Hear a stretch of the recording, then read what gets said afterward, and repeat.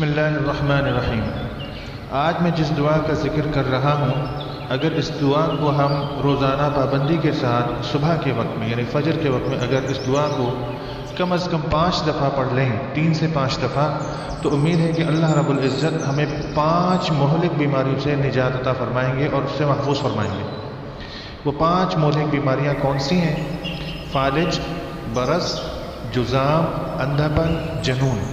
ان 5 بیماریوں سے اللہ تعالیٰ محفوظ فرمائیں گے، اور وہ دعا ہے سبحان اللہ العظیم وبحمدہ ولا حول ولا قوة الا باللہ۔ سبحان اللہ العظیم وبحمدہ ولا حول ولا قوة الا باللہ۔